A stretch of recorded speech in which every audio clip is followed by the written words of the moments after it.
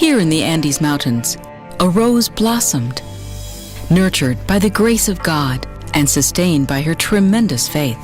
Rose of Lima would become the first American-born saint and a champion for indigenous people. ഈശോയിൽ ഏറ്റവും സ്നേഹം നിറഞ്ഞവരെ, Israel ജനത തങ്ങളുടെ ജീവിതത്തിലെ പ്രതിസന്ധികളെല്ലാം തരണം ചെയ്ത് കാനാൻ ദേശം ലക്ഷ്യമാക്കി നടന്നു നീങ്ങിയവരാണ്. വിശുദ്ധർക്കും തങ്ങളുടെ ജീവിതത്തിലെ പ്രതിസന്ധികളും പ്രലോഭനങ്ങളും തരണം ചെയ്യാൻ അവരെ ശക്തിപ്പെടുത്തിയത് സ്വർഗമാകുന്ന കാനാൻ ലക്ഷ്യമാക്കിക്കൊണ്ടുള്ള അവരുടെ ജീവിതമാണ്.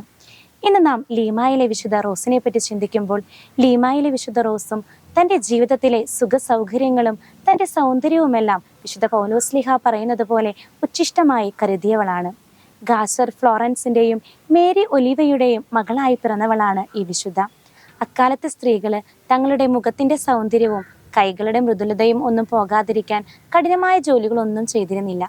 എന്നാൽ ലീമായിലെ വിശുദ്ധ റോസ് കഠിനമായ ജോലികൾ ചെയ്തും യാത്രയ്ക്ക് പോകുന്നതിൻ്റെ തലേ ദിവസം തൻ്റെ മുഖത്തും ശരീരത്തിലും കുരുമുളക് പൊടി വാരി വിതറിയും തൻ്റെ സൗന്ദര്യം ഇല്ലാതാക്കി. അവളുടെ ശോഭയേറിയ സ്വർണ്ണ നിറത്തിലുള്ള മനോഹരമായ തലമുടി അവൾ ഈശോയോടുള്ള സ്നേഹത്തെ പ്രതി അറുത്തുമാറ്റി. ഈശോ മാത്രമായിരുന്നു അവളുടെ സ്നേഹത്തിന്റെ വിഷയം. To Rose, everything was possible. When she saw suffering, she opened her home to care for the poor and dispossessed. When she felt temptation, she took on severe penances to save countless souls. സിയന്നായിലെ വിശുദ്ധ കാതറിന്റെ മാതൃക പിൻചെന്ന് ഒരു Dominican സന്യാസിനിയാകാൻ ആഗ്രഹിച്ച വിശുദ്ധ റോസിനെ പറ്റിയുള്ള ദൈവഹിതം മറ്റൊന്നായിരുന്നു. By living an extraordinary life of service, Saint Rose of Lima gave hope to many and inspiration to all. Her unwavering devotion, her astounding miracles, and her fascinating life are testimony to the incredible power of one woman's faith. Dominican മൂന്നാം സഭയുടെ നിയമങ്ങൾ അനുഷ്ഠിച്ചുകൊണ്ട് അവൾ തൻ്റെ ഭവനത്തോട് ചേർന്നുള്ള ഒരു മുറിയിൽ സന്യാസിനിയായി തപശ്ചര്യകൾ അനുഷ്ഠിച്ചുകൊണ്ട് അവൾ ജീവിച്ചു.